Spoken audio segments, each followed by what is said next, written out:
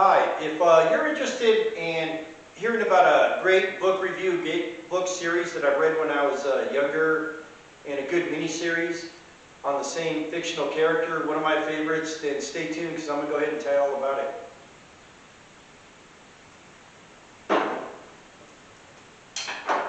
So I'm Shark Whitebeard here at Shark's Tavern, and the series of books I'm talking about is the Horatio Hornblower series, and they made a mini-series on TV later on. They showed it, and it was really good.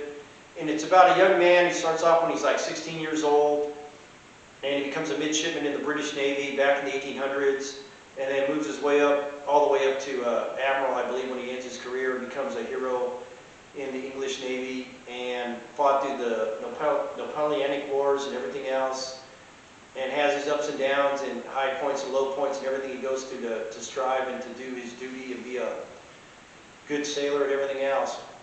A great series. It's fictional, based on a fictional character, but you could tell whoever wrote it was based on true events and stuff because it's so realistic, and it really resonated with me as a lot of the politics and the things going on in the British Navy and the things to consider when he's making decisions and doing whatever he's doing.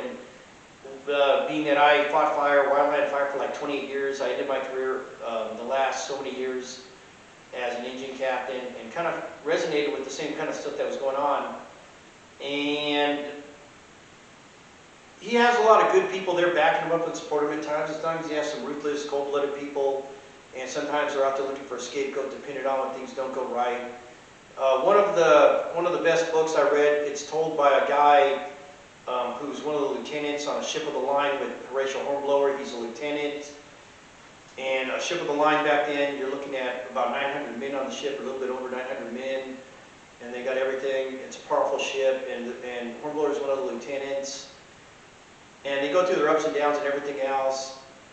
And Hornblower gets his commission after his assignment there and becomes a commander, gets his first ship that he's able to be in charge of by himself. It's a small schooner.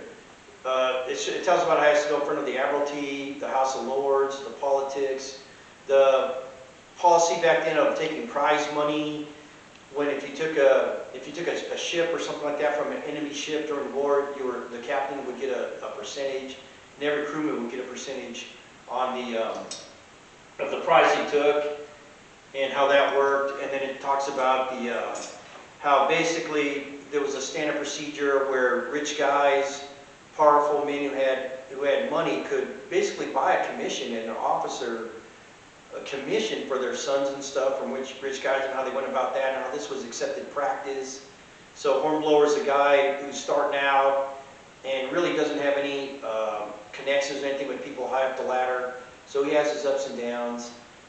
And I remember in one of them where Hornblower becomes a captain, he gets his first command as a captain of a ship, and one of the admirals takes Hornblower in to have dinner with them at the admiral's table, and he kind of spells it out to Hornblower and says, "Hey, have you ever taken a prize?" And he says, "No, I never have as a captain." And Hornblower didn't like the practice because he thought that a lot of the guys were out there instead of doing their job and doing their duty and looking out for the best interests of the British Navy and everything else, they're out there trying to take prize money to line their own pockets. So he really didn't like that practice. So he always put his honor and his duty first before he tried to line his pockets with money. And then another practice was the admiral asked him, "Do you have any people under you that, they would, like, the sons would have to start off as like a midshipman, and then they would pay the captain like a monthly stipend or something to say, here, take my son under your wing, give him special treatment and everything else until he has enough time in so he can take the next step and move up the ladder." And it was a common practice for some of the captains to take on a couple of these young men like that and kind of give them special treatment because that's what they're paid for, to line their pockets, get money. And he asked Hornblower, "Do you have anybody like that under you?" He said, "No, I never do that," because he didn't think it was right to give special treatment to certain individuals and getting paid to do it. And at some point, the admiral looks at him and kind of shakes his head and says, "I guess you're destined to be a poor Navy captain." And Hornblower says, "Well, I think I'd rather be a poor Navy captain than a rich anything else." And I remember reading that in the book, And I kind of thought about that as myself, not that anyone ever bothered to ask me, what do you think about, risking your life and putting your people on the line as a wildland agent captain, and you're not really there making a lot of money doing that for what they're asking you to do.